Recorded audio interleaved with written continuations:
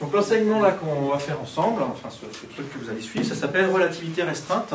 Est-ce qu'il y en a qui ont une idée de ce que l'on va faire dans ce cours? Je posais la question de manière négative d'abord. Est-ce qu'il y en a qui n'ont aucune idée de ce qui va se passer là pendant 9 séances? Ah, quelques personnes quand même, ouais. Que 3, d'accord. Ok. Il y en a qui n'ont pas levé la main. Toi, tu n'as pas levé la main? Ouais. Non. Tu as une idée? Ouais. Ok, vas-y. Dis-nous par rapport à l'histoire de gravitation. D'accord, alors excellente remarque. C'est pas ça, justement, ça me permet de... Non, non, mais voilà. Alors le mot relativité, en fait, il désigne deux choses. Il y a deux théories différentes qui ont été élaborées, je ne vous dis pas quand parce que ça fera partie du quiz d'après, mais voilà. Il y a une théorie qui s'appelle la relativité restreinte, une théorie qui s'appelle la relativité générale. Elles ont été établies l'une après l'autre par la même personne. On peut peut-être nous dire qui? Einstein. Ok, Einstein. Et essentiellement, la relativité générale, c'est justement une description de la gravitation. Et quand on parle de gravitation, de trous noirs et tout ça, c'est de relativité générale qu'il s'agit. Cette relativité générale, pour la comprendre, il faut en fait avoir compris l'autre théorie qui vient avant, c'est-à-dire la relativité restreinte, et c'est celle qu'on va faire maintenant. Donc moi, je ne vais pas du tout parler de gravitation dans le cours qui est ici. Vous allez voir qu'il y a quand même des trucs un peu étonnants, intéressants, amusants et tout ça, mais par exemple, je ne parlerai pas de trous noirs du tout dans le cours qui est ici. Pour ceux que la question des trous noirs ou de la relativité générale intéresse, j'ai déjà donné ce cours, en fait j'ai donné une fois et je l'avais filmé, et donc vous pouvez trouver facilement sur internet les vidéos de l'introduction à un cours de relativité générale qui était destiné à des M1, mais c'est un cours de niveau, je dirais, plutôt L3. Et donc je pense qu'à l'issue du cours qui est là, vous pourrez aller voir les premières, voir si ça vous intéresse. Ça sera vraiment dans le même esprit. Alors donc, non, pas la gravitation. Est-ce que quelqu'un veut me dire quelque chose d'autre? Vas-y. J'avais lu que Einstein avait fait le lien entre l'électromagnétisme et la mécanisme, les lois de la mécanique. Oui, tout à fait. Ça, je le mets dans un coin. Stop. Lien important avec l'électromagnétisme, lien entre la mécanique et l'électromagnétisme. Ok. Il me semble que c'est quand on considère que la vitesse dans le temps et dans l'espace, elle est égale à une constante, donc on ne peut pas se déplacer. La vitesse dans le temps et dans l'espace, vas-y, redis l'espace. Ouais. La vitesse dans le temps et dans l'espace ne peut pas être supérieure à une valeur qui est la vitesse de la lumière. Alors d'accord, alors je vais reprendre tes mots, je vais faire un Tetris avec. Hop. Effectivement, il y a une vitesse qu'on ne peut pas dépasser, c'est la vitesse de la lumière. Ça va être une des bases de la théorie de la relativité restreinte. Je le mets de côté aussi. Vitesse de la lumière, on ne peut pas la dépasser, quoi. On va faire ça avec une phrase en français, mais en gros, ça va être ça. Ok? D'autres choses? Plus on se déplace à une vitesse élevée, plus le temps se dilate. Dilatation du temps, d'accord. Et contraction des longueurs. Effectivement, les notions de longueur et de temps sont affectées par le mouvement, en fait. Hein. Donc ça, on va en parler dès aujourd'hui, on va aborder ça. Et il y a autre chose que vous avez tous en tête, même si vous ne savez peut-être pas que c'est relié à ça, en fait, c'est la formule la plus célèbre du monde. E égale MC2, voilà, c'est plein là-dedans, c'est en plein milieu du cours, on va voir débarquer ça, E égale MC2, ce que ça veut dire, d'où ça vient, pourquoi, comment, entre, installe-toi. Sans shooter dans la caméra, c'est la seule chose. Alors, je vais vous faire un... Je vais vous prévenir, donc vous mettre en garde contre quelque chose. On va essentiellement aujourd'hui, enfin même dans la suite du cours, discuter des faits qui sont hautement non intuitifs, en fait qui contredisent l'intuition, qui semblent débiles a priori, et une réaction courante et normale, c'est de se dire, bon ok, là il nous parle de trucs, mais bon c'est des trucs de physicien, ok, on va l'écouter parce que c'est proche, hein, c'est de la physique, on va faire comme il dit pour les examens et tout, mais bon, moi je sais bien que c'est pas comme ça. Le truc de fou, vraiment, c'est que tout ce dont je vais vous parler là, c'est vraiment comme ça que la nature marche. On va voir, par exemple, le fait que quand on mesure la longueur d'un objet en mouvement, moi je peux déjà vous dire ça, ce qu'on va voir aujourd'hui, c'est que voilà, ce truc-là, si je le mesure au repos, je prends sa longueur, ça fait combien? 80 cm, à peine 60, 70, c'est un genre de mesure, bref, ça fait une certaine longueur, ok? Si je le mets en mouvement comme ça, et que j'essaye de le mesurer alors qu'il est en mouvement, je vais trouver une longueur plus petite. Une longueur d'autant plus petite que sa vitesse est grande. Ça semble débile. On dit simplement, ben non, ben vous ne savez pas mesurer un truc, quoi. C'est ça, voilà. Ben, je vous assure que si vous faites le mieux que vous pouvez, le plus intelligent pour mesurer la longueur de ce truc quand il est en train de se déplacer, vous allez trouver que la longueur est plus petite qu'au repos. Et plus petite, ça peut être un peu plus petite s'il va doucement, ça peut être 2 fois plus petit, 4 fois plus petit, 10 fois plus petit, voire comme ça, hein, ça peut être vraiment minuscule. Hein. On verra dans des situations qui existent dans la nature, qui sont même courantes, qu'il y a des situations dans lesquelles les longueurs sont diminuées d'un facteur 1000, 10 000. D'accord ? On en parlera ça à la fin du cours. Ces trucs existent, on a des preuves expérimentales de ça. Donc voilà, c'est pas juste des trucs de physique et tout ça, et je pense que c'est là où la matière devient intéressante. C'est quand on commence à se dire qu'on est en train de parler de la nature. La contraction des longueurs, c'est les molécules qui se font ensemble. Alors, si tu veux bien, tu reposeras ta question quand on en parlera vraiment. Mais garde là, c'est une question intéressante, effectivement, de ce que ça veut dire physiquement, pourquoi ça se contracte, etc. Alors, c'est parti. Je suis toujours en train de chercher mes crayons. Ils sont là. Je suis un autiste et pour moi, ils doivent être là. Voilà. Ok. Chapitre 1. Transformation de Lorentz.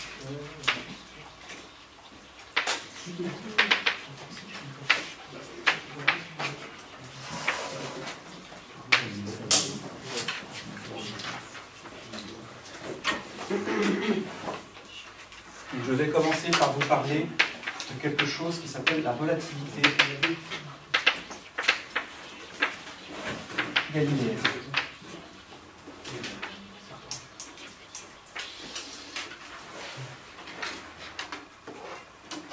Alors je vais commencer ici par vous décrire des choses que vous savez déjà sur la mécanique, qui vont vous sembler parfois évidentes, voire tellement pas intéressantes, peut-être parce que c'est évident. Tant pis, accrochez-vous, écoutez-le quand même, et ça prendra un peu plus de sens après quand on verra des choses justement qui dépassent le cadre de ce que je vais mettre ici. À la limite, ça c'est le genre de truc où justement vous pourrez le re-regarder à la fin du cours en perspective de ce qui va suivre après. Quand vous faites de la mécanique, vous apprenez de la mécanique dans les petites classes, c'est-à-dire en fait jusqu'à maintenant, la mécanique que vous avez apprise. Elle est basée essentiellement sur les lois de la mécanique de Newton. Et les lois de Newton, on peut les écrire de la manière suivante. Somme des forces qui agissent sur un système est égale à m fois l'accélération, qui est l'accélération du système. Et ça, c'est valable dans tout référentiel galiléen.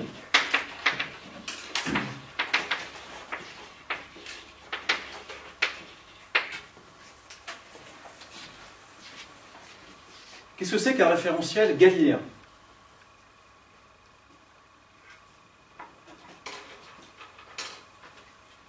Vas-y. C'est un référentiel dans lequel on ne considère pas les forces inertiques, les forces inertielles. Alors, on peut dire ça comme ça tourne un petit peu en rond parce qu'en fait, on va introduire des forces d'inertie dans ce qui n'est pas des référentiels galiléens en général. Donc, c'est plutôt dans l'autre sens que ça marche. Pas un référentiel dans lequel on n'a que des mouvements relativement uniformes. Rien à voir. Là, si on est dans un référentiel galiléen à peu près en ce moment-là, et la craie, regardez, elle a un mouvement qui n'est pas du tout rectiligne uniforme. Tu veux rajouter quelque chose probablement dans ta phrase, non ? Quelque chose qui n'est pas soumis à une force en fait. Un corps qui n'est pas soumis à une force, qui n'est soumis à aucune force, dans un référentiel galiléen, il va effectivement avoir un mouvement rectiligne uniforme. Mais en fait, c'est dire la même chose que ça, avec ici somme des forces égale à 0, et donc l'accélération est nulle. En fait, ça je vous l'avais déjà un petit peu dit en cours l'an dernier, la notion de référentiel galiléen, en fait, elle est vraiment attachée à ça, c'est-à-dire que c'est les référentiels dans lesquels ça c'est vrai. Hein. Ça se mord un petit peu la queue, là, cette définition, enfin le lien entre ça et ça. En tout cas, il y a quelque chose de beaucoup plus, disons, sûr et qui se mord moins la queue, c'est comment est-ce qu'on passe d'un référentiel galiléen à un autre. Une fois qu'on en connaît un, c'est facile d'avoir tous les autres, ils ont une propriété particulière, les autres référentiels galiléens. Vas-y. Les référentiels galiléens, un référentiel il est galiléen s'il est en translation par rapport à un autre référentiel. Ouais. Alors translation, ça suffit pas. Rectiligne, ça suffit pas. Uniforme, voilà. Que ce soit le long d'une droite et à vitesse constante. Autrement dit que le vecteur vitesse soit constant. Donc effectivement, les référentiels galiléens sont reliés entre eux de cette manière-là. Quand on en connaît un, si on se déplace à vitesse constante par rapport à ce premier référentiel, eh ben, on est encore dans un référentiel galiléen.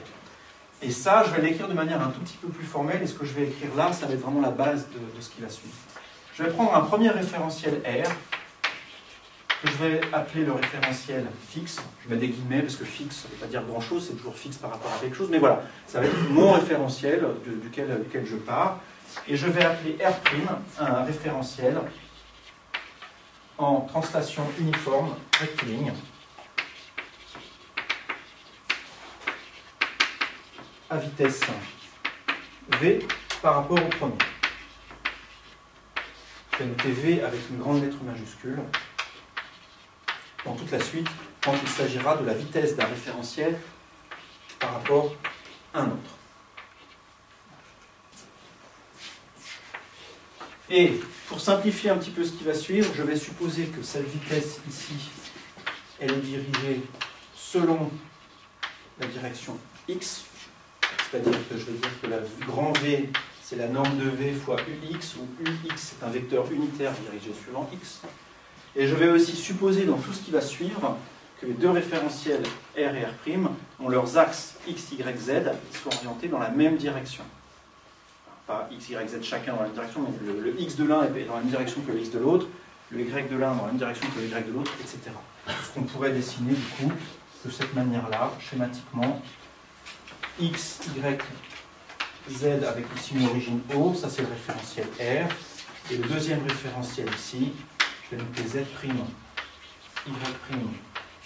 x' avec son centre, son origine O', et lui il est en translation rectiligne uniforme à la vitesse V par rapport au premier. C'est ce dessin-là qu'il faut avoir en tête. On appelle ça une configuration standard. On dit que les deux référentiels sont en configuration standard quand on est là-dedans. Ce mot évite d'avoir à refaire le dessin à chaque fois.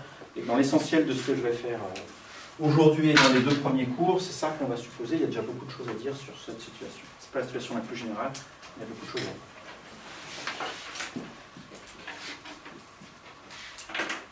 Les coordonnées d'un point dans un référentiel, si je connais les coordonnées d'un point là-dedans, je peux déterminer facilement les coordonnées d'un point dans l'autre référentiel qui est ici. Je vais écrire ici le lien entre les deux. X' c'est x moins v fois t, y' c'est y, z' c'est z. Voilà. Si j'ai un point dont je connais la coordonnée x, au cours du temps, sa coordonnée dans ce référentiel-là diminue, simplement parce que ce référentiel se déplace par là-bas. Donc imaginez un point qui soit fixe dans le premier référentiel, par exemple. Mon doigt, c'est le point qui est là. Si ce point est fixe dans le référentiel R, vous voyez que quand R' avance, ce point-là se décale vers la gauche par rapport au référentiel, et donc sa coordonnée x diminue effectivement au cours du temps. Ce qui est réalisé par le terme qui est ici. Ça, c'est ce qu'on appelle une transformation galiléenne des coordonnées. Ça date ça a environ 4 siècles, la notion que ce genre de transformation est intéressante. Je vais rajouter quelque chose à ces trois coordonnées-là. Je vais aussi dire quelque chose sur le temps, la manière dont on mesure le temps dans les deux référentiels. Quand vous faites de la mécanique classique, habituelle, vous écrivez ça en plus. Enfin, vous ne l'écrivez pas tellement, c'est évident. Mais vous sous-entendez ça. C'est-à-dire que les temps qui sont mesurés dans ce référentiel-là sont les mêmes que les temps qui sont mesurés là-dedans. Si je munis ces observateurs-là de petits chronomètres, ils vont mesurer les mêmes temps que ceux qui sont dans ce référentiel. Donc voilà, de manière complète, ce qu'on appelle la transformation galiléenne des vitesses. Ça, quand on fait ces changements de coordonnées-là, ça vous dit quelque chose sur la manière dont se transforment les vitesses, par exemple. Et je vais écrire ça aussi, et puis après j'avancerai vers des choses moins triviales, moins évidentes. Mais vous voyez que si je m'intéresse à un corps qui a une certaine vitesse, V dans R, ce même corps, il a une autre vitesse R' dans R', et je vais relier les deux simplement en utilisant ça. Voilà. Je vais prendre la coordonnée du point, et ce que je vais faire, c'est que je vais diviser, par exemple, la deuxième par la première. Et avant de faire ça, je vais écrire cette relation-là, non pas de cette manière-là, mais avec des écarts de coordonnées. Vous voyez par exemple ici que si t' est égal à t, si les temps sont égaux dans les deux référentiels, c'est-à-dire que les écarts de temps sont égaux aussi. Delta t' est égal à delta t.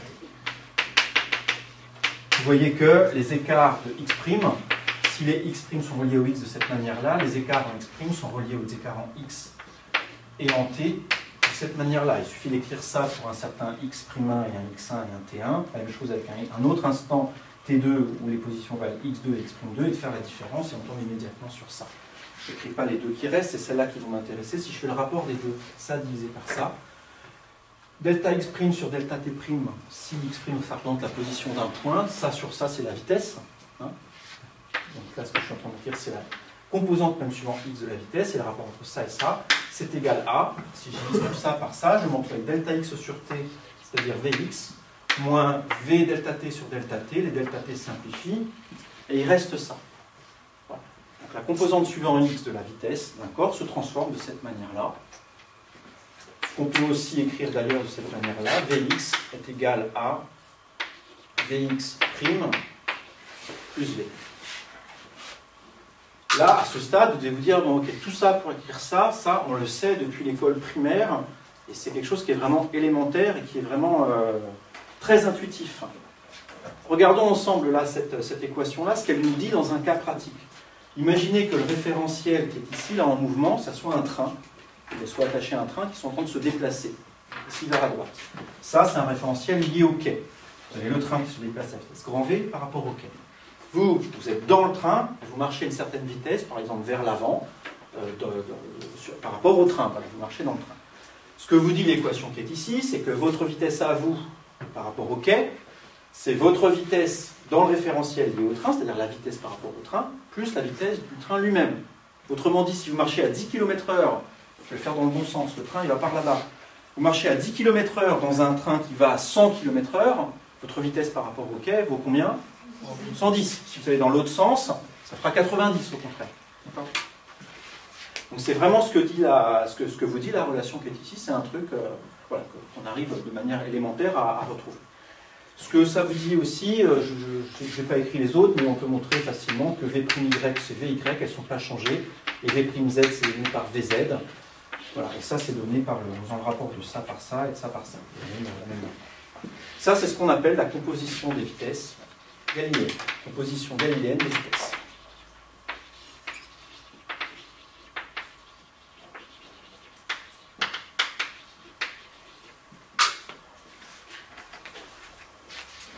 Ça, ce truc élémentaire, intuitif, c'est faux. On a commencé à s'en rendre compte, les gens ont commencé à s'en rendre compte, quand ils ont étudié la manière dont se propageait la lumière. Donc on a su assez tôt dans l'histoire que la lumière avait une vitesse finie. Vous sauriez dire d'ailleurs de quand ça date, ça à peu près? Depuis quand on sait que la lumière est quelque chose qui se déplace à vitesse finie et qu'on a un bon ordre de grandeur de la vitesse à laquelle ça se propage? De 1930, tu veux dire? Oui. Avant. Bien avant 1920? Non, après, entre 30 et 60. 18, Ok, alors je vais vous donner la date exacte. C'est bien avant, hein, c'est bien avant. 1676, l'expérience de Romer. Ça a été ensuite confirmé par un autre effet qui s'appelle l'aberration stellaire en 1725. Ça, je ne vais pas vous parler de l'aspect historique de ça. Pour ceux que ça intéresse, il y aura une vidéo aussi. Pour ceux qui suivent le cours d'histoire des sciences du S4, il sera essentiellement consacré à l'histoire de la lumière. Donc ça, j'en parlerai en long, en large, en travers. Et donc vous pourrez, pour ceux qui ne suivent pas ce cours, aller voir le bout de vidéo qui correspondra. J'en parlerai vraiment beaucoup. Mais voilà. Donc, depuis les années 1700 quelque chose, on sait que la lumière a une vitesse finie. Et avec un bon ordre de grandeur de la vitesse. Ce qu'ont essayé de savoir les gens pendant quelques siècles, du coup, c'est d'accord, cette vitesse est définie, mais comment est-ce qu'elle varie en fonction de l'état de mouvement de la personne qui est en train d'essayer de détecter la lumière? Je m'explique. Si la lumière, c'est quelque chose qui est émis par des corps, imaginez vous avez une étoile qui est ici, et cette étoile émet de la lumière. Je ne suis pas en train de savoir si c'est des ondes ou des corpuscules ou quoi que ce soit, ça émet quelque chose à une certaine vitesse. Vous êtes là sur la Terre, vous avez de la lumière qui vous arrive dessus. On peut imaginer que la vitesse avec laquelle vous allez recevoir la lumière, elle dépend de la manière dont vous bougez. Si la Terre est en train de s'approcher de la lumière, elle va venir plus vite sur nous. Si on est en train de s'éloigner de la lumière, elle va arriver moins vite sur nous. Donc ça, c'est un effet qui était attendu et qu'on peut essayer de mesurer expérimentalement. Par exemple, vous êtes sur Terre, on sait très bien comment la Terre tourne autour du Soleil, donc on connaît l'état de mouvement de la Terre par rapport au Soleil, et on peut mesurer la vitesse qui vient d'une étoile qui est par là-bas, et la vitesse d'une étoile qui est par là-bas. Donc du coup, on a deux lumières qui arrivent, et on se dirige vers l'une des lumières alors qu'on s'éloigne de l'autre. Donc on devrait observer une différence de vitesse de ces deux rayons lumineux. Il se trouve que ce n'est pas le cas, et pendant longtemps, dans tout le 19e siècle, des mesures de plus en plus précises tendaient à montrer que la vitesse de la lumière, c'était la même tout le temps. Quelle que soit la manière dont la Terre était en train de bouger, quelle que soit la manière dont le corps émetteur était en train de bouger aussi, si vous avez une étoile qui se rapproche ou qui s'éloigne, la lumière qu'on en reçoit à la même vitesse, et c'est super bizarre. C'est vraiment super bizarre. D'autant plus que donc, les gens essayaient de mesurer le... Vas-y. Il n'y a jamais de variation, même très peu. Non, on n'en a jamais mis en évidence, effectivement. Et le truc, c'est que c'est pas... Les gens cherchaient un effet, ils connaissaient la vitesse de la Terre autour du Soleil, ils connaissaient la vitesse de la lumière, donc ils connaissaient très bien l'ordre de grandeur de variation de la vitesse qu'ils devaient observer. Et en particulier avec la naissance de l'interférométrie, la possibilité de faire des interférences avec de la lumière, ça donne des moyens, mais vraiment exceptionnellement fins, de mesurer différentes choses en optique, dont la vitesse de la lumière. Et là, c'était absolument certain qu'on n'arrivait pas du tout à voir les variations de vitesse qui étaient prédites par ce genre de relation. Donc il y a eu tout un tumulte intellectuel à la fin du 19e siècle. Encore une fois, je ne vais pas trop rentrer dans les détails historiques ici. Simplement pour la faire courte, en 1905, il y a un gars qui débarque, qui dit bon maintenant, on se calme, la vitesse de la lumière, elle est constante, point. Voilà. Elle est constante, c'est la même pour tout le monde. On n'arrive pas à voir dans différents référentiels si ça varie et tout, c'est parce que ça ne varie pas. Écoutons la nature qui est en train de nous dire un truc, c'est comme ça. Ça, c'est le point de départ de la relativité restreinte. Ça va poser tout un tas de problèmes, on va en parler maintenant, de choses bizarres. C'est ça qu'on va faire maintenant. Le paragraphe suivant s'appelle Einstein ose.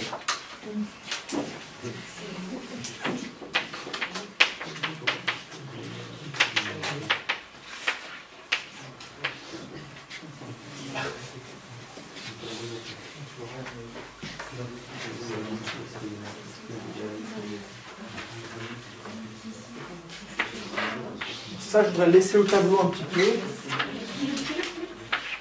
Ça aussi.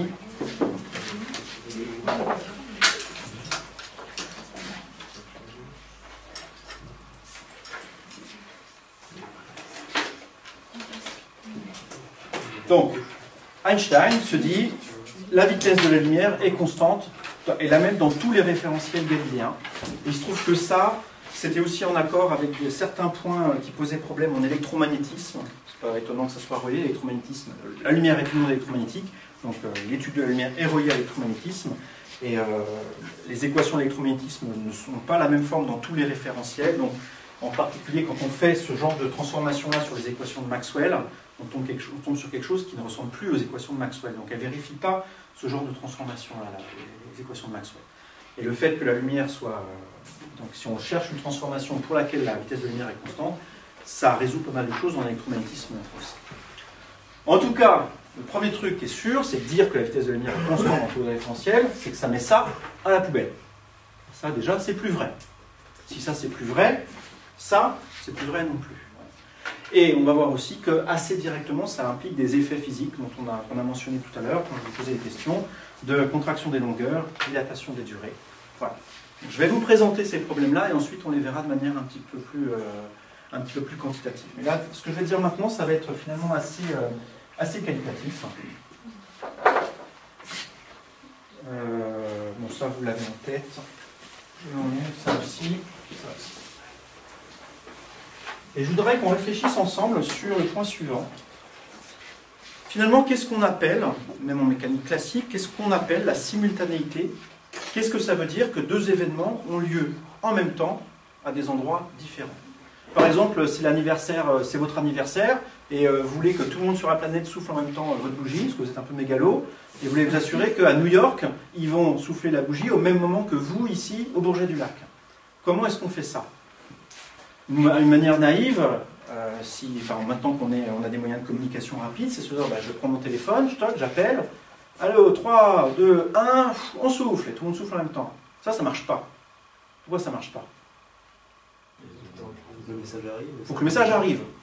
Et c'est pas instantané, ça met un certain temps, alors que c'est un temps qui est petit, mais c'est un temps qu'on peut tout à fait mesurer. Donc ça veut dire que si vous faites ça, les gens de New York vont souffler sur leur bougie un tout petit peu en retard par rapport à vous. Donc ça marche pas.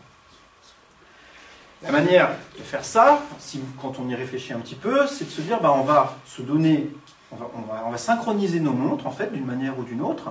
Donc, par exemple, on va regarder un événement dans le ciel. Quand est-ce qu'on regarde les satellites de Jupiter? Tiens, quand est-ce qu'il y en a un qui passe derrière Jupiter? On regarde tous les deux au télescope le même événement. Paf, quand il arrive, on met nos montres à 0. Très bien. Et donc on a tous nos montres à 0, et puis on s'appelle bien avant, et on se dit, tiens, dans 3 jours, à minuit pile, on souffle la bougie. Et là, vous pouvez être sûr que tout le monde va souffler la bougie en même temps. Vous pouvez même le faire sur toute la planète, c'est trop bien. Donc ça, la simultanéité telle que je viens de vous l'exposer ici, pour s'en assurer, il faut synchroniser des horloges. Je l'écris le mot parce que la synchronisation d'horloge, c'est quelque chose sur laquelle on va devoir revenir.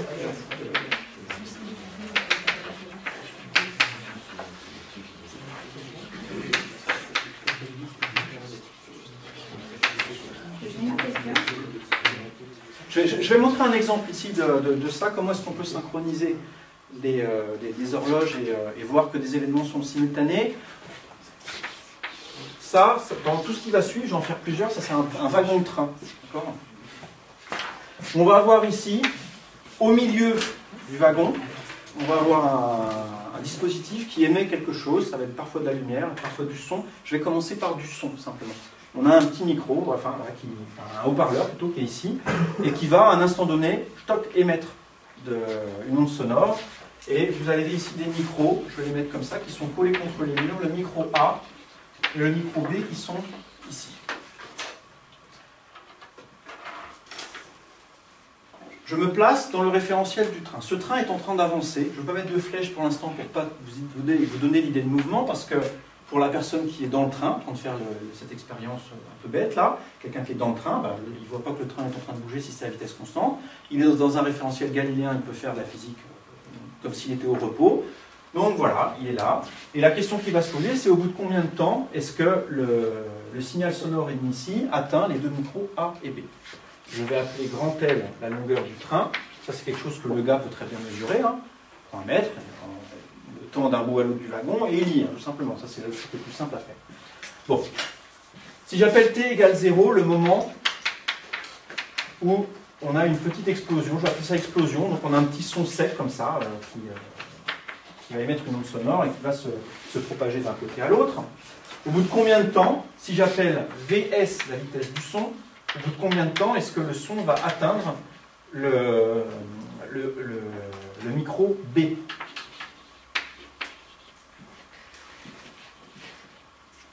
Notre machin est au milieu du train? Oui, votre machin est au milieu du train. C'est 2 fois Vs. Le temps pour atteindre B, c'est L sur 2 fois Vs? Non, sur Vs. Sur Vs. Ok? Effectivement, c'est la distance divisée par la vitesse. Voilà. Et quel est le temps pour atteindre A? Le même. Le même. L sur 2Vs. Donc effectivement, s'il y a un observateur ici, un observateur là, et qu'ils ont effectivement réglé au début leur montre de la même façon, avec la même origine, ils vont voir, observer ces deux événements au même instant, ils vont pouvoir se dire après coup, tiens, effectivement, c'est rigolo, on a entendu le truc en même temps. Maintenant, on va analyser la même situation du point de vue de quelqu'un qui est sur le quai et qui voit le train passer. À la vitesse que je vais appeler grand V. Donc maintenant, on repère les choses par rapport à ce qui se passe sur le quai. On a toujours, je vais appeler T égale 0 le moment où effectivement l'onde sonore est émise ici. Ça, je vais continuer à l'appeler A et ça, je vais continuer à l'appeler B. attention, c'est ici que ça se complique un petit peu. Au bout de combien de temps est-ce que comment est-ce qu'on peut calculer le temps au bout duquel l'onde sonore atteint le point B qui est ici? Alors c'est un petit peu plus compliqué que tout à l'heure parce que dans notre référentiel à nous, B est en train d'avancer par là-bas. Donc son abscisse change, sa coordonnée change. D'ailleurs on peut très bien voir comment ça s'écrit. Hein. Si j'appelle x égale à 0, si je prends 0 ici comme centre, comme origine du repère, la position de B est simplement donnée par L sur 2, c'est-à-dire la position initiale, plus V fois T, c'est-à-dire de combien ça a avancé au bout du temps T. Donc ça c'est la position du micro en B qui est ici au cours du temps. Si je veux savoir quand est-ce que l'onde sonore arrive à cet endroit-là, ben je vais aussi écrire la position de l'onde sonore, je vais la noter XS pour X son. Et la position de l'onde sonore au cours du temps, ben elle part d'ici et puis elle avance dans cette direction-là. Donc vous avez envie de mettre quoi ici? C'est quelque chose qui est proportionnel au temps. Qu'est-'ce qu'on met ici? Alors j'entends VS. C'est ça que j'ai envie de vous faire dire. Et VS prime, pourquoi il y a un prime? C'est par rapport au deuxième référentiel. Alors effectivement, ce qu'il faut mettre ici, c'est la vitesse du son que nous on voit depuis le quai. Qu'est-ce qu'on voit depuis le quai? On voit ici de l'air dans le wagon qui est en train d'avancer à la vitesse grand V. Et dans cet air en train de se déplacer, il y a l'onde qui avance elle-même à la vitesse du son. Donc la vitesse du son par rapport à nous, dans une analyse galiléenne, hein, sans faire de relativité, la vitesse du son par rapport à nous, c'est V plus VS. Donc voilà la position du front sonore au cours du temps. Et si je veux savoir au bout de combien de temps est-ce que le son atteint le micro, il faut que je regarde quand est-ce que ça est égal à ça. J'égalise ces deux trucs-là. Je cherche L sur 2 plus V fois TB est égal à VT plus VTB plus VSTB. Donc ce que j'ai fait ici, hein, j'ai simplement dit que ça est égal à ça et j'ai écrit que T valait à ce moment-là de TB. Vous voyez que ces deux termes-là se simplifient et on trouve que TB est égal à L sur 2 VS. On trouve la même chose que là-bas. Les deux analyses faites dans les deux référentiels donnent le même temps d'arrivée pour l'onde à ce point-là. Vas-y. Vas-y, hein, si un truc que je c'est bon? J'avais compris que c'était pas vrai la deuxième ligne, que V plus VS. Alors, d'accord, je vais le redire clairement parce que je suis peut-être allé effectivement un peu vite. Là, pour l'instant, c'est d'un point de vue galiléen. Voilà, je ne fais pas de relativité encore. Je vous montre une situation telle que vous l'auriez analysée avant d'arriver dans ce cours. C'est vrai. C'était pas faux, alors, parce que j'avais l'impression que c'était faux. Alors, ça l'est. Alors, je vais le redire. Si on suppose qu'effectivement l'addition des vitesses se fait de manière galiléenne, c'est-à-dire celle qui n'est pas correcte. Là, mais on le suppose quand même pour faire de la physique, comme vous l'avez fait jusqu'à maintenant. On va écrire ça d'un côté, on va écrire ça de l'autre, et on arrive, en faisant cette hypothèse fausse, je répète, que les vitesses s'ajoutent de manière naturelle et intuitive, on arrive à trouver dans ce cas-là que le temps ici, au bout duquel le son atteint le micro B, est le même dans les deux analyses qui sont là. La même chose des deux cas. Donc on est content en fait. Hein. On est content, on se dit bah, très bien, on trouve la même chose. On est content parce qu'on ne sait pas encore que c'est faux tout ça. Je vais maintenant refaire la même analyse en faisant l'hypothèse d'Einstein que la vitesse est la même dans tous les référentiels. On va trouver quelque chose de différent de ça, quelque chose qui heurte le sens commun, et c'est là où ça va commencer à poser des problèmes conceptuels. Donc je vais l'effacer, c'est bon? On va reprendre tout ça maintenant dans le cas où on a où on suppose que la vitesse de la lumière est une constante. Excusez-moi, mais le fait qu'on a là, il est dans le référentiel du train ou le référentiel du quai? Alors, pour la mécanique galiléenne, Ouais. c'est le même temps. Ouais, Je te souviens, T' égale T. Donc, il n'y a pas encore cette subtilité à ce niveau-là. C'est une bonne question, hein, mais ici, pour l'instant, il n'y en avait pas encore.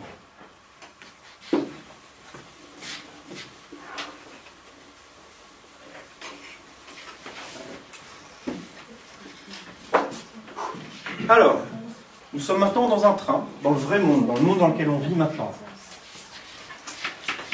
Je me place dans le référentiel du train et je mets ici, non plus un micro, mais quelque chose qui émet de la lumière.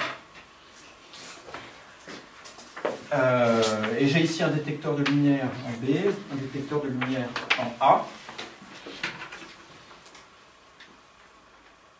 Est-ce que ça vous semble évident?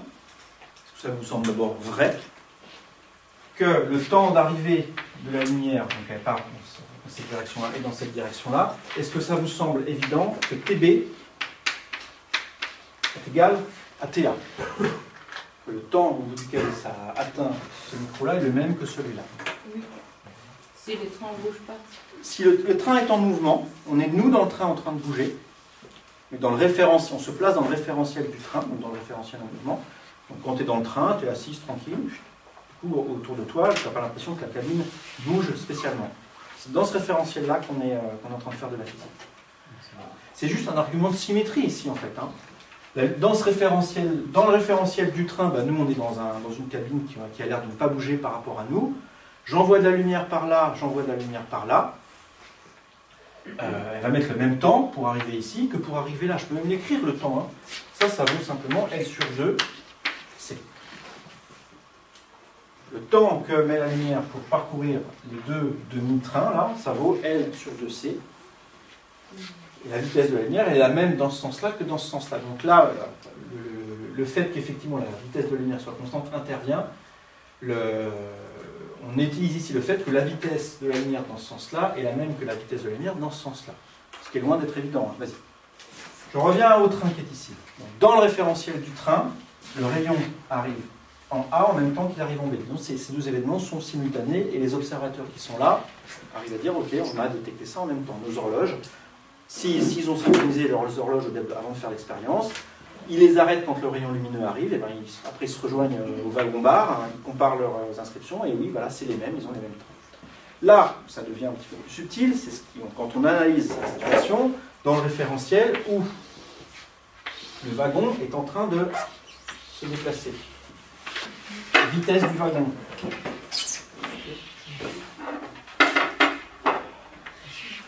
Stop, je fais un trait parallèle ici. Voilà, et je vais tracer le wagon ici à différents endroits.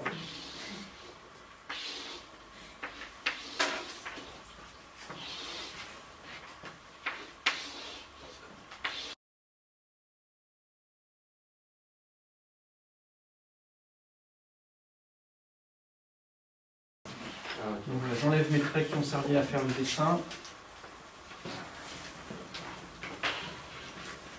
Voilà, le centre est là.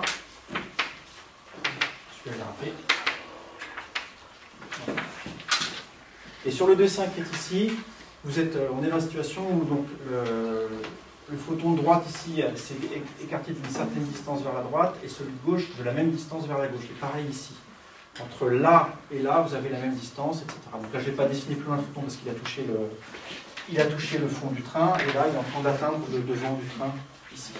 Vous voyez ce qui se passe, un photon ici, il a une certaine vitesse, mais l'avant du train est en train d'avancer. Donc il met un certain temps à aller atteindre le bout du wagon qui est ici, alors que celui qui va vers l'arrière, le photon va par là-bas, alors que le train, lui, il lui arrive dessus. Donc dans notre référentiel à nous, effectivement, la rencontre va se faire plus tôt.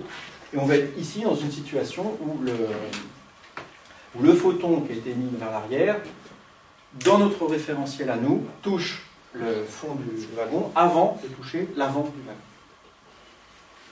Vas-y. Mais du coup, Willem, voilà, où est-ce qu'on s'est trompé dans notre raisonnement? Parce que finalement, les deux gars qui sont dans notre wagon, là, ils peuvent en descendre pour témoigner que ça a touché en même temps. C'est une excellente remarque, et c'est là tout le problème, effectivement. Là, ce qu'a l'air de nous dire le dessin qui est ici, c'est que nous, depuis le quai, on va dire, ce qu'on va dire quand on va décrire ça, on va dire le photon, la lumière émise vers l'arrière a touché le fond du train avant que je vais remettre les lettres, voilà. La lumière a atteint A avant d'atteindre B. C'est ça qu'on a envie de dire quand on voit ça. Les gens qui ont fait l'expérience dans leur train, eux, disent la lumière a atteint A en même temps qu'elle a atteint B. Les deux événements sont simultanés. Ce que ça veut dire ça, il n'y a pas d'erreur. Ce que ça veut dire, le raisonnement qui est ici, c'est simplement, entre guillemets, que la notion de simultanéité de deux événements, elle est relative. C'est relative au mouvement. Certains observateurs vont voir que deux événements sont simultanés, les autres observateurs vont voir que ces deux mêmes événements ne sont pas simultanés.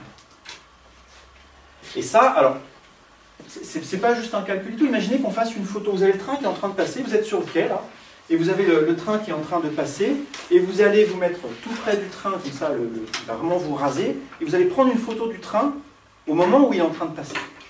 Qu'est-ce que vous allez voir sur cette photo? Vous allez voir un truc bizarre. Hein. Ici, le moment où la lumière atteint le fond du train, bah, vous allez voir si le... On va même faire ajouter un petit élément. Les gens ici en A et en B, ils sont en train de vous montrer leur montre, comme ça, d'accord? Ils sont sur le... Ils ont une montre, voilà, ils ont une horloge, ils sont en train de la coller à la vitre, pour que vous la voyez. Celui à l'arrière, il colle sa montre à la vitre, celui qui est à l'avant aussi. Vous prenez une photo de tout le train, le temps que vous avez un gros appareil photo, vous prenez une photo de tout le train. Ce que vous allez voir sur la photo qui est là, vous allez voir que la montre de ce gars-là indique une certaine indication, bah, l'indication au bout duquel, celle qui était ici, hein. Imaginons que ça mette une seconde pour faire, que pour lui ça mette une seconde pour atteindre le fond ici. Une seconde ici, voilà. Une seconde pour atteindre, c'est le beau train déjà. Hein. Donc vous allez voir, quand vous allez prendre la photo ici, vous allez voir ici une magnifique horloge avec marqué ici une seconde. Qu'est-ce que vous allez voir ici? Vous n'allez pas du tout voir ça. Là, pour le gars qui est ici, le photon ne l'a pas du tout atteint. Donc vous allez voir ici une indication de sa montre qui est bien antérieure à ça. Vous allez voir peut-être, je sais pas, 0,3 secondes. Donc, une seconde, c'est ici. Vous allez voir si vous attendez suffisamment pour que la lumière soit arrivée au bout. Là, effectivement, vous allez voir le gars juste qui est en train d'arrêter le chrono de sa montre parce qu'il vient de recevoir le photon. Et la montre bloquée sur une seconde. C'est ça que vous allez voir sur la photo qui est là. Du coup, ici, ce que vous allez voir, c'est le gars avec sa montre qui est déjà parti pour un coup. Hein. Lui, c'est bon, ça fait un bout de temps qu'il a reçu son photon. Sa montre continue de tourner éventuellement. Vous allez voir ici 2 ou 3 secondes. Et donc, la photo du train que vous allez voir va vous montrer des gens qui ont des indications différentes sur leur montre. Imaginez une expérience encore plus bizarre. Imaginez que vous êtes dans le train, on s'ennuie un peu dans le train, vous dites à tout le monde, attention, on va faire un grand jeu. À 3, tout le monde prend, je sais pas, prend une balle, ou mieux un truc qui casse. Ah ouais, tout le monde prend une bille en verre et la lâche à l'instant t égale 0. Donc on synchronise tous nos montres dans le train, et quand ça va arriver sur 2 minutes, tout le monde lâche la bille de verre de la même hauteur. Vous êtes dans le train, qu'est-ce que vous voyez? Bah, tout le monde lâche le truc à la même hauteur, ça tombe, il y en a partout. Si vous prenez la photo de ça depuis le quai, le train est en train de passer, vous allez voir toutes les étapes du processus.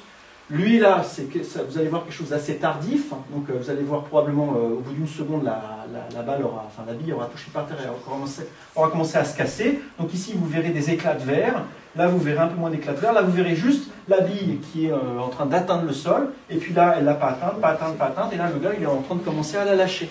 Donc tous ces événements simultanés dans le référentiel du train, vous allez vous les voir en décalé.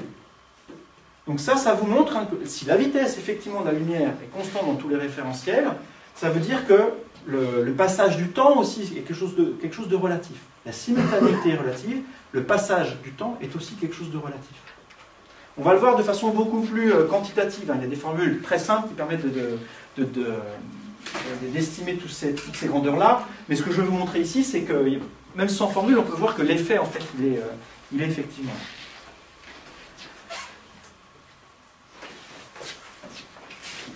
Alors, dernière subtilité liée à ça.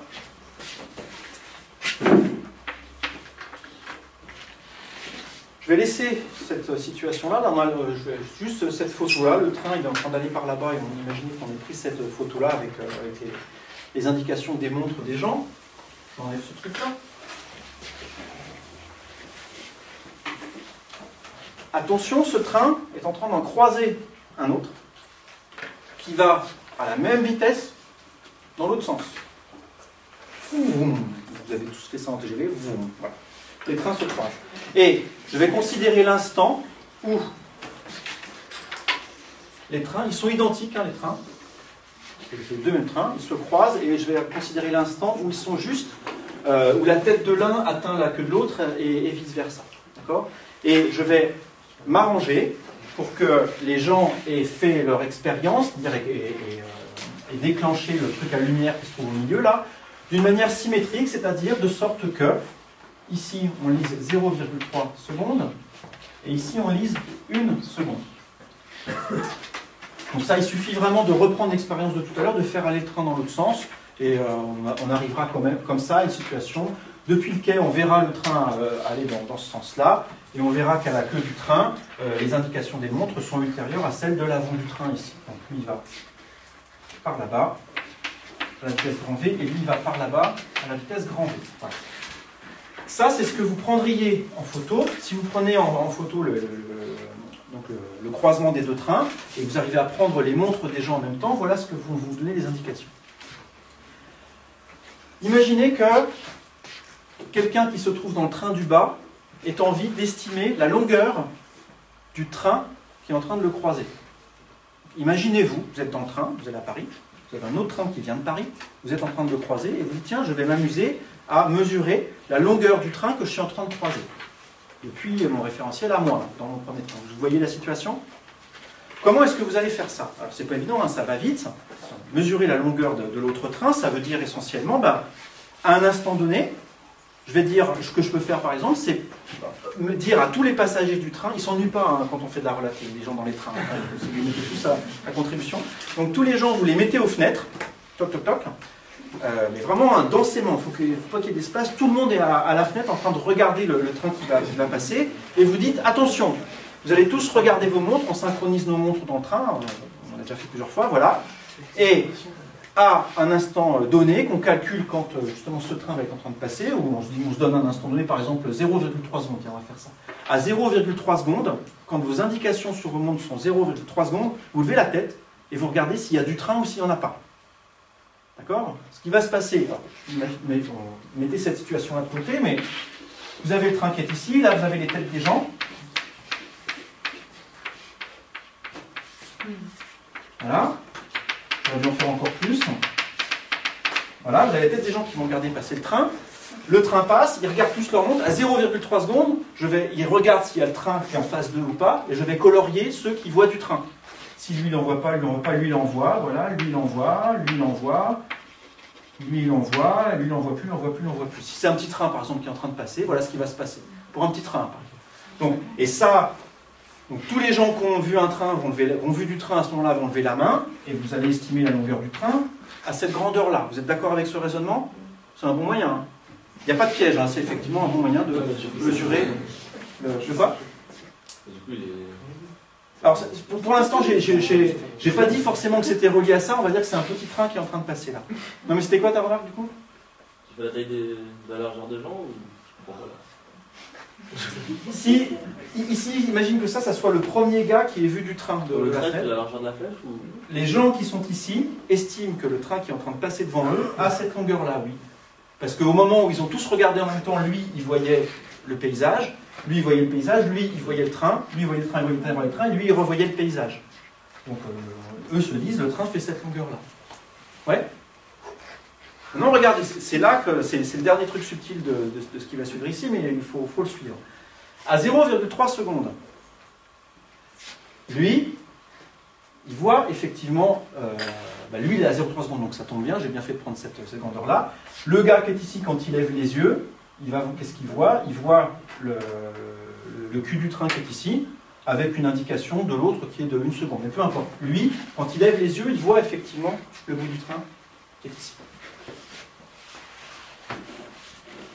Ici, il faut faire attention, le gars qui est ici, dans la situation qui est là, vous voyez que c'est quand son horloge, quand sa montre indique 1 seconde, qu'il est en train de voir l'avant du train. C'est ce que dit le dessin qui est là. D'accord ? Ça veut dire qu'un petit peu avant, à 0,9 secondes, comme ce train-là est en train d'aller dans cette direction-là, à 0,9 secondes, lui ne voyait pas de train. À 0,8 non plus, à 0,7. 1 seconde, c'est le moment où l'observateur qui se trouve ici commence à voir passer le train, en fait.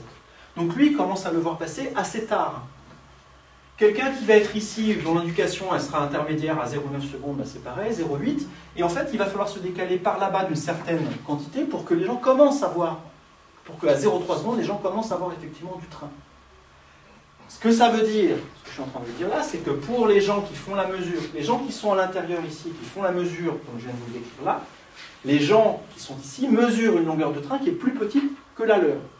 À 0,3 secondes, lui est en train de voir l'arrière du train, au même 0,3 secondes, au même instant, lui n'a pas encore du tout vu passer l'avant du train.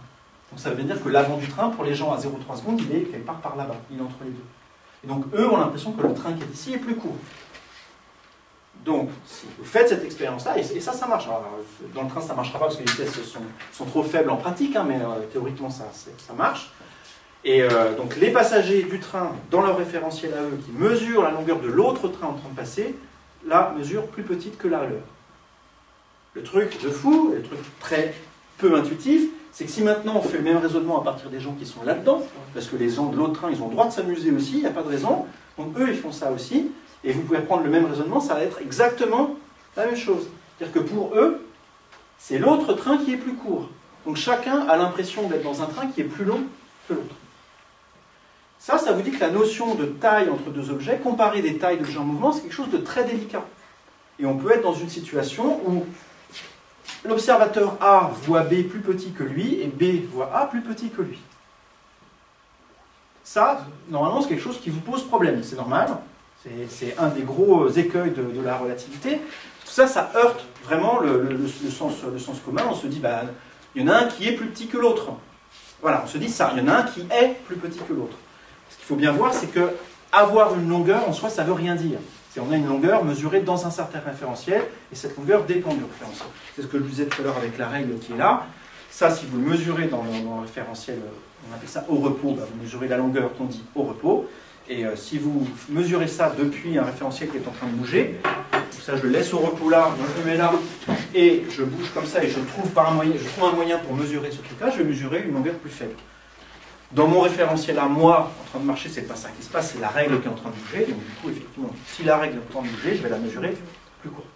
Les objets en mouvement subissent une contraction apparente dans le sens de leur déplacement. C'est ça qu'on appelle la contraction de Lorentz. On va le voir plus en détail plus tard ou demain.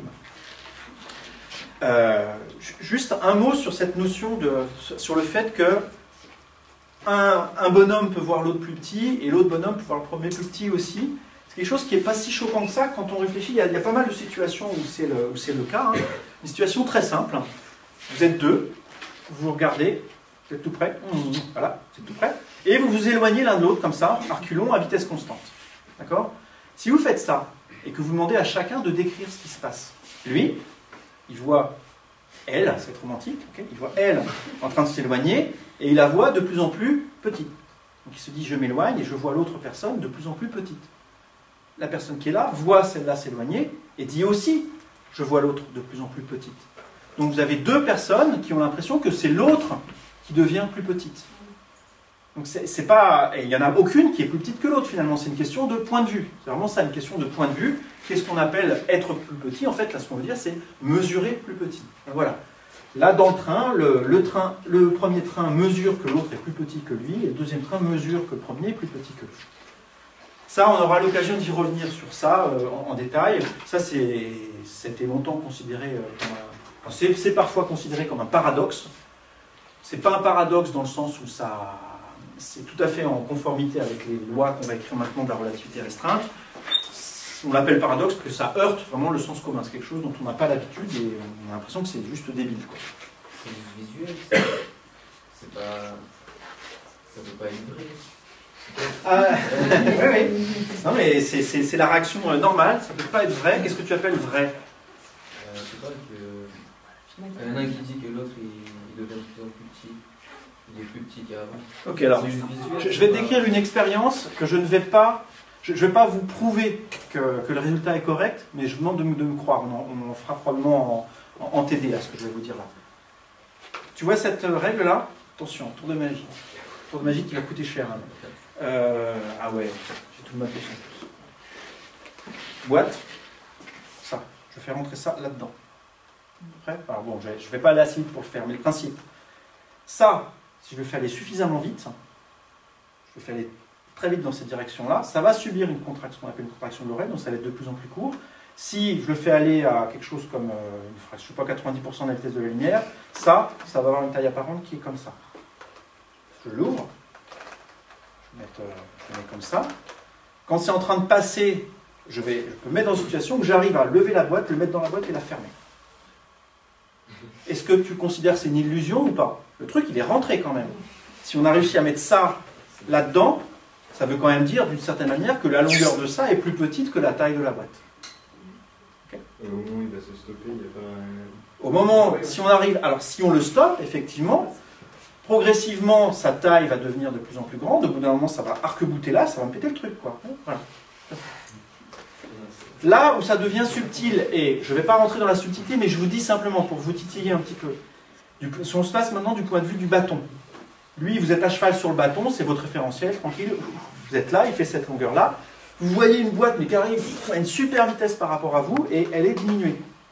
Donc du point de vue de la boîte, vous avez l'impression qu'en fait la boîte elle va être encore plus petite. Et du coup, ça va être encore plus difficile de mettre ça là-dedans, à cause de la contraction relativiste de ça. Je ne vous en dis rien de plus de ça, ça on le fera en TD. Il y a un paradoxe qui est ici, enfin il y a un paradoxe, il y a quelque chose qui est bizarre. Ça se résout, il y a une manière très simple de le résoudre et on ne dit pas plus.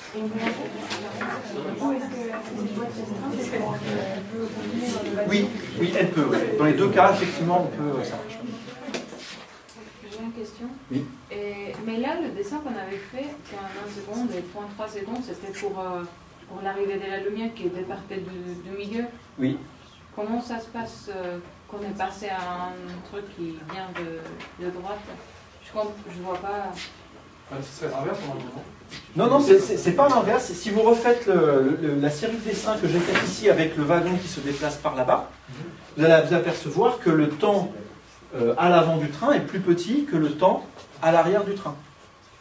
De la même manière que ici, le temps à l'arrière était plus long que celui à l'avant. Enfin, vous prenez le dessin de tout à l'heure, vous faites un copier-coller, vous faites une symétrie verticale, et tout ce que j'ai dit tout à l'heure est encore valable, à ceci près que c'est dans l'autre sens. Les indications des horloges aussi sont inversées. L'argument qui est ici, il est faussement simple, hein, je pense que vous vous en rendez compte, c'est un casse-tête. Hein. Ça a l'air, j'essaye de le dire de manière claire, ou je sais pas si ça l'est, mais ça c'est vraiment le genre de truc où, au début, on nous l'explique et on voit vraiment pas le truc, tout d'un coup, ah oui, ça y est, là je vois exactement, on comprend, et puis on essaye de le refaire tout seul, mais ça marche juste pas, comme qu'est-ce que c'est que ces horloges et tout, et c'est le truc, il faut vraiment le reprendre quelques fois, donc il y aura un exercice de TD où on le fera tranquillement, ça, on remplira des ronds avec des indications d'horloge. Mais alors, du coup, il y a juste un truc qui me chivote, c'est imaginons qu'on ait voulu justement savoir combien de temps aurait mis la lumière pour arriver de l'autre côté. Ça veut dire qu'il suffit de se mettre avec eux du train et de regarder par la fenêtre pour avoir la réponse avant le type qui est dedans. Vas-y, redis. J'ai la réponse à ma question avant d'avoir fait mon expérience avec ce train. Alors, de quelle expérience tu parles du coup? Si je veux savoir combien de temps va mettre la lumière, je ne sais pas qu'elle va mettre 1 seconde pour arriver au bout du wagon. Oui. Donc mes 4 à quel bout, veulent savoir. Au bout A ou au bout B. D'accord. Je vais mettre le... Enfin, je mets en marche mon expérience avec 4 personnes qui ne savent pas le résultat à l'avance. Oui. Peut-être que celles qui sont en queue de wagon, elles vont savoir le résultat de l'expérience avant celles qui sont au bout. Si elles regardent par la fenêtre. Bien sûr, oui, bien sûr. Enfin, Il n'y a pas de paradoxe avec ça. C'est le cas dans plein de situations. Regarde, imagine que le soleil se mette à exploser là, après-demain. Ce soit maintenant, allez, boum. Le soleil explose maintenant. Toi, tu le sauras bien avant les gens de Proxima du Centaure. Hein. Tu vas cramer, voilà. Tu sauras le résultat de cette expérience qui est faisant exploser le soleil bien quelques années avant les personnes qui se trouvent sur Proxima du Centaure. Il n'y a pas de raison que... tout le monde ne sait pas tout en même temps. Justement, le fait que la lumière se déplace avec une vitesse finie, ça veut dire qu'on n'a pas tous accès à l'information en même temps, à la même. Tout à fait. Est-ce que dans les deux trains, on leur montre synchronisé aussi entre eux? Oui, au début, donc, dans chacun des trains, avant de se croiser, ils ont tous synchronisé leur montre. Mais l'un par rapport à l'autre, est-ce qu'ils sont synchronisés? Non, pas l'un par rapport à l'autre, non. Ça veut rien dire, en fait, parce que justement, tu vois que ça ne s'écoule pas de la même façon. Donc, il n'y aurait pas moyen de synchroniser un train par rapport à l'autre. De manière générale, tu ne peux pas synchroniser les horloges d'un référentiel par rapport aux horloges d'un autre référentiel qui est en mouvement par rapport au premier. C'est ce qu'on va voir, hein, le passage du temps, il dépend là, du mouvement. Donc, il n'y a aucune manière de synchroniser des horloges entre deux référentiels qui sont en rôle l'un par rapport à l'autre. Moi, j'étais juste sur l'exemple des trains que vous avez fait avant, en fait. Quand on écrivait 1 seconde et 0,3 secondes, oui. On avait dit que c'était le temps qui avait parcouru le grain de photon d'une part il avait touché la paroi de gauche et de l'autre part il avait juste un peu avancé. Mais comment on avait relié ça aux montres des gens, quoi. Donc, quand le train, dans le cas où le train était par là-bas par exemple, ce qu'on avait déterminé c'est, j'avais envoyé la lumière des deux côtés là, et j'avais dit tiens il y a un moment où la lumière atteint ce bout-là, mais n'a pas encore atteint l'autre. D'accord ? Elle était quelque part par ici, alors que là, elle avait atteint le truc du fond.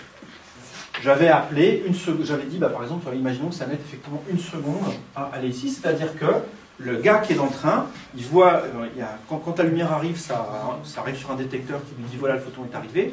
Quand ça se passe, sa montre indique une seconde. Voilà. Du coup, comme on avait vu que dans le référentiel du train lui-même, si on fait le référentiel, on est dans un train là, on fait l'expérience, comme ça, moi je suis au fond du wagon, toi tu es là-bas.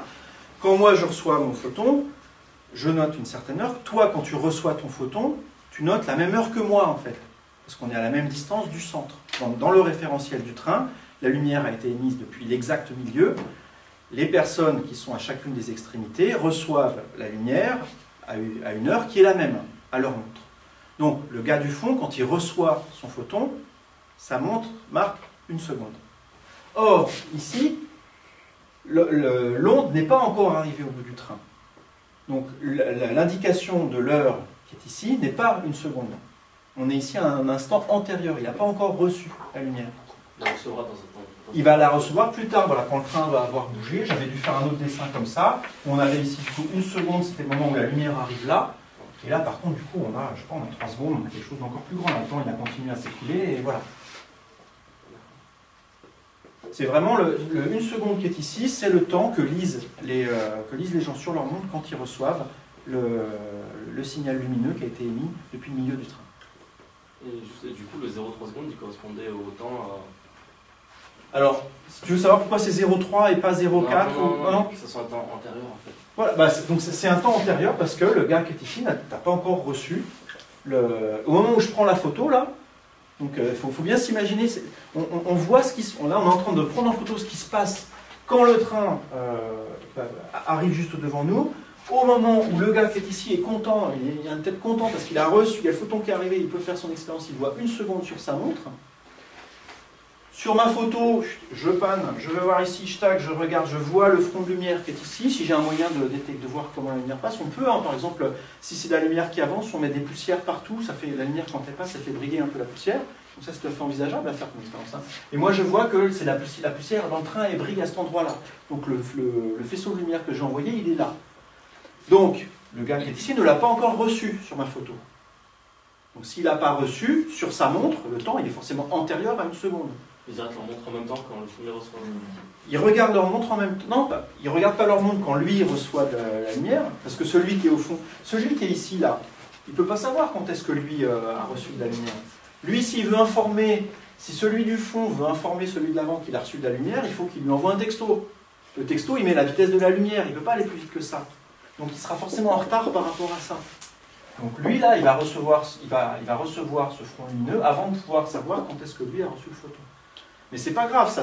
L'expérience c'est la suivante. Tous les deux, ils regardent leur montre, ils ont pris soin de synchroniser à l'avance, ils regardent leur montre quand ils reçoivent chacun la lumière. Moi je suis à l'avant, toi tu es à l'arrière. Une fois que tous les deux on a reçu de la lumière, on se dirige tranquillement au milieu vers la voiture bar et on compare nos chronos. Tiens, t'as combien, moi j'ai combien. Et on peut savoir a posteriori que le temps auquel on a reçu la lumière, c'était le même. Et quand par exemple on prend une photo de deux personnes qui tiennent leur montre comme ça, oui, et qui l'ont synchronisé avant, oui. pourtant la montre elle est partie en arrière.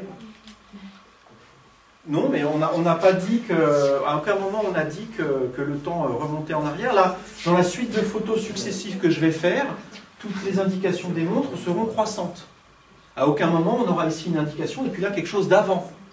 Oui, mais non, entre celui de l'avant et celui de l'arrière.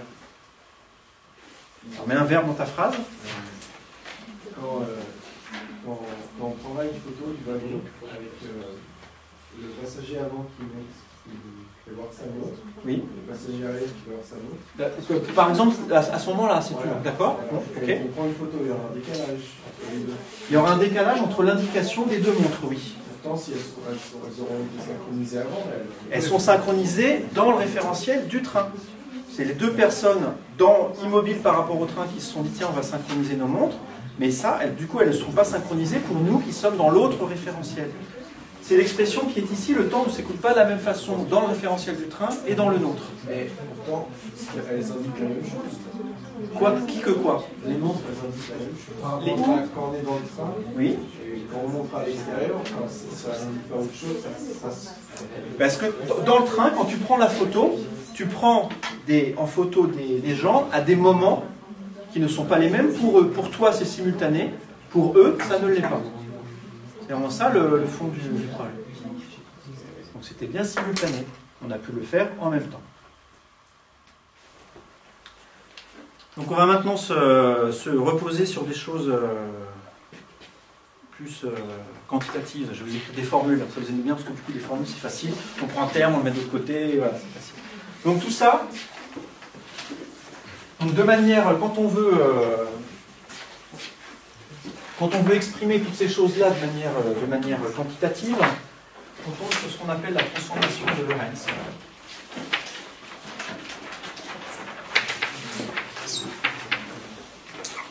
Alors, je ne vais pas non plus vous faire un long historique de ça, je vous dis juste deux mots sur la raison pour laquelle ça s'appelle comme ça. Donc, ce qui se passe, c'est la chose suivante. On a vu que dans le cas de la physique newtonienne, on avait écrit quelque chose comme ça. Quand on passe d'un référentiel à l'autre, le deuxième étant animé de la vitesse v par rapport au premier, on tombait sur quelque chose comme ça. Ça ne respecte pas le fait que la lumière soit la même dans tous les référentiels. Ce que s'est dit Einstein, c'est je vais chercher une autre transformation que celle-là. Celle-là, on va la mettre à la poubelle. Je vais en chercher une autre qui ait certaines propriétés.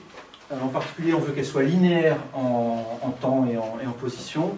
Ça vient d'une analyse un peu fine du genre de dessin que j'ai fait ici, mais ça, je le réserve aussi pour les TD. Je voudrais vraiment qu'on prenne le temps de le faire ensemble. Mais on peut se convaincre assez facilement que la relation qu'on doit trouver à la fin doit être linéaire, doit dépendre linéairement de t, de x, de v, tout ça. Et donc Einstein s'est posé la question, avec ces contraintes-là, quelle transformation je peux faire, je peux créer, quelle transformation mathématique va me conduire à la fin à une vitesse de la lumière qui est la même dans tous les référentiels. Il est tombé sur une formule qui avait déjà été trouvée par Lorentz, qui s'était posé la question suivante. Lorentz s'était dit, quelle transformation je peux faire sur les équations de Maxwell pour qu'elles gardent la même forme dans tous les référentiels. Ce qui finalement est vraiment lié à la question que s'est posée Einstein. Et ils sont tombés tous les deux sur la même transformation. Et donc il va falloir remplacer tout ça par la transformation de Lorentz qui s'écrit de la manière suivante. T' est égal à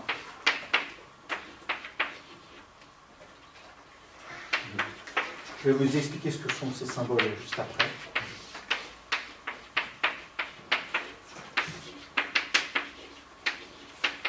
Et je m'intéresse ici, encore une fois, au cas où on a un deuxième référentiel qui se déplace suivant l'axe X à la vitesse grand V, qui est en configuration standard, la même que j'ai décrite tout à l'heure.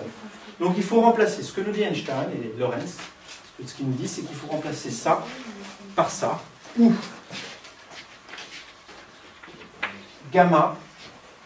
Alors attendez, parce que j'ai mis un bêta ici, je ne vous ai pas dit ce que c'était, et du coup, au point de vue dimensionnel, ça va poser problème. C'est x ou v sur c carré. Bêta, c'est grand V sur c, je le mettrai tout à l'heure, mais pour l'instant, je veux juste mettre les vitesses. Et gamma, c'est défini de la manière suivante, c'est 1 sur racine de 1 moins v2 sur c. Bon, ça a l'air un peu compliqué, hein, mais bon, voilà, avec cette transformation-là, ça nous indique que la vitesse de la lumière est la même dans tous les référentiels. On va le montrer ça tout de suite. Peut-être même qu'on terminera là-dessus, mais on va prendre le temps de le faire. Et alors on pose aussi souvent bêta, je l'écris tout de suite parce que peut-être que ça va m'échapper d'utiliser, mais autant le définir. Bêta, c'est grand V sur C. Et ça, c'est des notations vraiment, vraiment standards. Tous les bouquins de relativité restreinte, sans exception, utilisent ces deux notations-là. Pas d'ambiguïté. Oui. Bêta, c'est grand V sur C, où V, c'est la vitesse relative des référentiels. Dans la transformation, il dit. Alors, je ne l'ai pas mis encore, mais je vous ai dit, je le définis maintenant, parce que je risque de l'utiliser Et ici, il interviendrait, là, le V sur C carré, on pourrait l'écrire comme bêta sur C, c'est ce que j'avais fait avant de l'effacer, là. Je sais pas si tu as vu, mais j'ai effacé un truc et je l'ai réécrit. Voilà. C'est juste que si à un moment j'écris bêta, si ça m'échappe, ça voudra dire ça. Et alors, ce que dit Einstein, c'est qu'il faut remplacer ça par ça. C'est culotté, hein. Parce que toute la mécanique qu'on connaît, elle marche avec ça, et il remplace tout ça par ces équations qui sont compliquées. Donc la première chose à faire, la première chose d'ailleurs qu'a faite Einstein, c'est de se dire, mais est-ce que ça c'est simplement, est-ce que c'est raisonnable d'écrire ça? Est-ce que ça conduirait pas ça à des effets de physique qui seraient vraiment, qui contrediraient l'expérience qu'on a de la mécanique de tous les jours? C'est-à-dire qu'en gros, ce que je suis en train de dire, c'est est-ce que ça, dans les situations habituelles dans lesquelles on fait de la mécanique, est-ce que ça ne se rapprocherait pas de ça, en fait? Ce que je veux dire par les situations habituelles dans lesquelles on fait de la mécanique, c'est-à-dire ça va être des situations dans lesquelles les vitesses sont faibles. Je vous ai parlé de train tout à l'heure, de vitesse de train en marche, d'avion, pas de satellite autour de la Terre. L'ordre de grandeur de ces trucs-là, c'est la centaine de kilomètres-heure. Un train, c'est la centaine de kilomètres-heure. La vitesse de la lumière, c'est 300 000 km par seconde. Donc la vitesse d'un train, c'est extrêmement plus petit que la vitesse de la lumière, extrêmement. Si vous calculez le facteur bêta ici pour un train en marche à 100 km/h, vous trouvez quelque chose comme 10 puissance moins 7. Ça vaut 10 moins 7. Du coup, si ça vaut 10 moins 7, vous voyez que dans le gamma qui est ici, 1 moins 10 moins 7 au carré, ça fait une différence de l'ordre de 10 puissance moins 14. Le terme qui est ici, il est complètement négligeable. Pour un train en marche, ce terme-là, c'est vraiment peanuts par rapport à celui-là. Donc le gamma, il vaut quasiment 1 pour un train en marche. Gamma égale 1, ça veut dire quoi? Très bien, ça veut dire que ça, on peut l'enlever. Ah bah tiens, cette équation-là, en fait, c'est la même que celle-là. Elle ressemble beaucoup. Gamma égale 1, ça veut dire que ça, je peux l'enlever. Ah, il y a T, mais il y a encore ce bout-là qui diffère par rapport à la forme de Galilée. Bon, si vous regardez en plus maintenant les échelles typiques de temps et d'espace dans les expériences courantes, si vous prenez par exemple pour ça la taille de la Terre, vous prenez pour V la vitesse d'un train et C la vitesse de la lumière, vous allez vous apercevoir qu'il faut attendre un temps extrêmement long avant que ce terme-là commence à devenir important. Donc ça, c'est quelque chose que je vous ferai faire aussi. Je ne vais pas faire le calcul maintenant parce que je vais garder du temps pour la dernière chose que je veux faire, mais on fera ensemble de prendre des valeurs numériques ici pour les grandeurs qui sont là dans des situations courantes, et on verra ensemble que ça, c'est vraiment très petit devant ça dans la plupart des situations courantes. Alors du coup, inversement, ne vous dites pas, bon, bah, du coup, c'est débile, si ça revient à ça, pourquoi s'embêter à faire ça? Ça revient à ça, quand la vitesse grand V ici est petite devant la vitesse de la lumière, et si on ne s'intéresse pas à trop de précision. Je vous ai dit que là, on avait un facteur 10-14 par rapport à ça. Si vous avez une expression, si vous avez une expérience de physique qui vous permet de faire des mesures avec une précision de 10-15 ou 10-16 en valeur relative, et bien là, le terme 10-14, il va devenir important et vous pourrez le déceler. Et c'est le cas, on arrive à faire ça aujourd'hui, il y a des expériences qui permettent de faire la différence entre ça et ça, même pour des vitesses qui sont pas forcément super importantes. D'autre part, si maintenant la vitesse devient proche de la vitesse de la lumière, en particulier si la vitesse est égale à la vitesse de la lumière, ben là, le cas égal, je ne vais pas en parler, mais si la vitesse qui est ici est de l'ordre de celle de la lumière, le bêta il est de l'ordre de 1, le gamma du coup devient énorme. Si ce terme-là se rapproche de 1, on a au dénominateur quelque chose qui tend vers 0, donc gamma devient énorme, donc le terme ici devient énorme, et le terme qui est là devient énorme aussi, et on est dans une situation où il faudra absolument prendre en compte ça plutôt que ça. Donc, le message, en 2 mots sur ça, c'est que la transformation de Lorentz qui est ici tend vers la transformation de Galilée dans beaucoup de situations courantes, et c'est pour ça que les gens ont mis du temps à s'apercevoir que la transformation de Galilée ne décrivait pas la réalité, mais il y a des situations extrêmes dans lesquelles il faut absolument prendre ça en compte plutôt que ça. Et c'est évidemment à ces situations-là qu'on va s'intéresser dans ce cours. Vas-y. Et si on veut étudier la lumière, on aura un problème, parce qu'on doit diviser par 0. Alors, d'accord, bonne remarque. Le C qui est ici, alors pardon, le V qui est ici, lui là, c'est pas la vitesse du corps qu'on est en train d'étudier, c'est la vitesse du deuxième référentiel dans lequel on est en train d'étudier le problème. On a un train, on a un autre train, et dedans il y a de la lumière. Ça, c'est pas du tout la vitesse de la lumière. Ça deviendra peut-être un petit peu plus clair là quand je vais écrire la transformation relativiste des vitesses cette fois-ci. Comment se composent les vitesses, quelle est la vitesse de la lumière par rapport à un corps en mouvement. Bon, je le fais tout de suite, et si ta question, tu l'as encore, tu me la reposes une fois que j'aurai fait ça. Alors, ce que je veux faire ici, donc, c'est refaire une chose que tout à l'heure, trouver comment est reliée la vitesse dans le référentiel R' par rapport à la vitesse dans le référentiel R, en prenant les relations qui sont ici, et en faisant exactement la même manip. Hein. C'est-à-dire, tout à l'heure, ce que j'avais écrit, c'est que si on a une relation entre T', T et X, eh ben, les écarts entre les temps vérifient aussi quelque chose de très similaire. En fait, elles vérifient la même relation. Ce sont des relations qui sont linéaires. Donc, on a quelque chose comme ça. Delta x et delta x' est égal à gamma delta x moins v delta t. Et alors, ce que je vais faire dans tout le cours ici, c'est que je vais pas prendre comme coordonnée t, mais je vais prendre c fois t. D'accord ? Ça va être pour que les dimensions de temps, et en les multipliant par c, ça devient finalement quelque chose qui est une distance, et ça va avoir les mêmes dimensions physiques que x, et que y et que z. Ce que je vais faire ici, je vais le faire directement au tableau ici, je vais multiplier ça par c et ça par c, là j'ai le droit, hein. Du coup le c qui est ici, je le passe à l'intérieur, il reste ça, voilà. Je vais écrire ça sous cette forme-là, du coup ça et ça a la même dimension physique. Ça aura une importance, ça, quand on parlera d'espace-temps un petit peu plus tard. L'espace-temps, c'est un truc à 4 dimensions, et c'est plutôt agréable d'avoir les quatre grandeurs qui interviennent dans l'espace-temps qui ont la même dimension physique. Donc je le fais ici, je multiplie le haut par c, ici aussi, et là aussi. Et du coup, là, je vais aussi multiplier par c et diviser par c, pour avoir partout des c d'effet plutôt que des temps. Attention en jaune, je vais faire une manip au tableau. Ça, c'est bêta. Ça, c'est bêta. J'ai remplacé les V sur C par du bêta. Et comme tout à l'heure, je vais calculer la vitesse dans le référentiel R' en fonction de la vitesse dans le référentiel R, en divisant la première par la deuxième. Et j'ai dit l'inverse, en divisant la deuxième par la première. Delta x' sur c delta t'. Donc je fais là vraiment bêtement le rapport entre ces deux égalités. Je ne me pose pas pour l'instant la question du sens physique de ça, je le ferai dans la ligne d'après. Donc j'ai les gammas qui vont se simplifier en fait, hein. Je les écris juste pour rigoler, mais ils vont assez vite partir.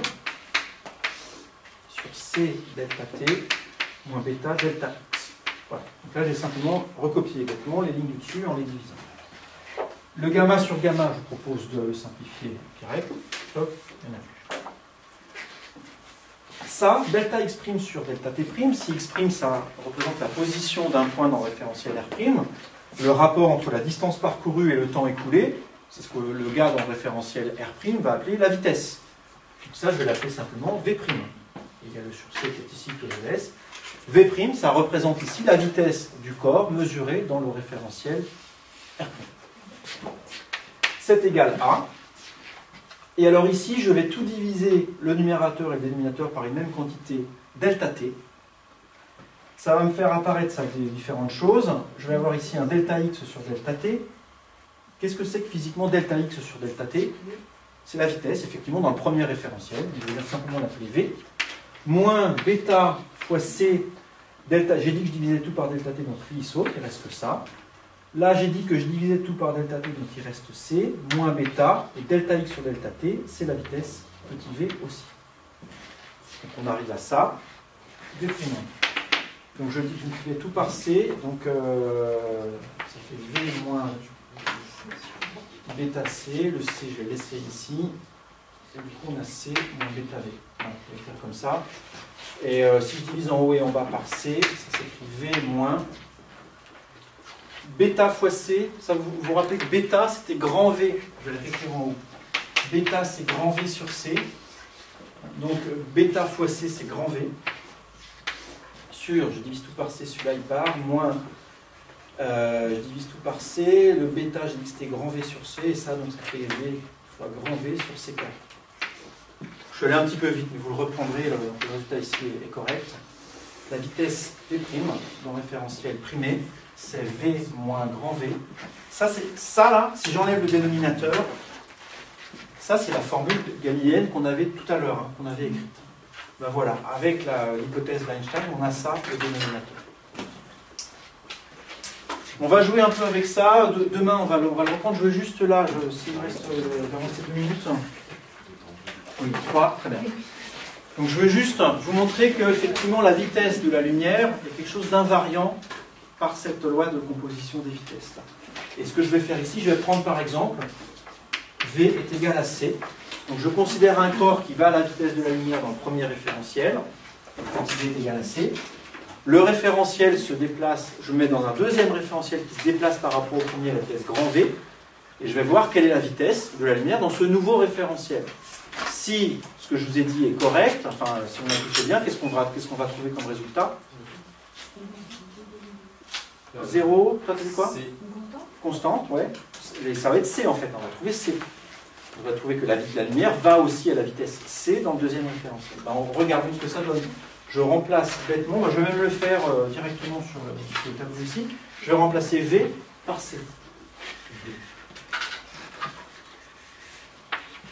Hop, hop. Bon, du coup C sur C2, ça fait 1 sur C, d'accord? Lui simplifie avec lui. Bêta. Alors c'est bêta, mais si j'écris bêta, on ne va pas forcément voir le résultat final. Je vais plutôt mettre C en facteur en haut. C facteur de 1 moins grand V sur C, et le dénominateur C1 moins grand V sur C. Et vous voyez que la parenthèse qui est ici se simplifie avec le dénominateur, et ça donne effectivement ici C. Donc avec cette loi de composition des vitesses, vous lancez quelque chose devant vous à la vitesse de la lumière. Quelqu'un qui est en mouvement par rapport à vous à la vitesse grand V va aussi voir l'objet lancé à la vitesse C. Donc, et donc ça ne dépend pas de la vitesse relative des deux référentiels ici grand V. Donc la vitesse de la lumière, c'est effectivement quelque chose d'invariant. C'est la même chose dans tous les référentiels. La démarche d'Einstein, elle était inverse. Lui, il voulait imposer ça et il est arrivé à la transformation de Lorentz que j'ai écrite. Là, ce qu'on fait, c'est qu'on vérifie effectivement que la propriété annoncée est effectivement correcte. Pour demain après-midi, faites juste un exercice, je vous demande vraiment de le faire. Faites l'application numérique de ça avec quelqu'un qui marche à 10 km/h dans un train qui va à 100 km/h. Et posez-vous la question, pour quelqu'un qui regarde ce gars depuis le quai, il voit marcher dans le train mais depuis le quai, combien est-ce qu'il trouve, c'est-à-dire que vaut petit v?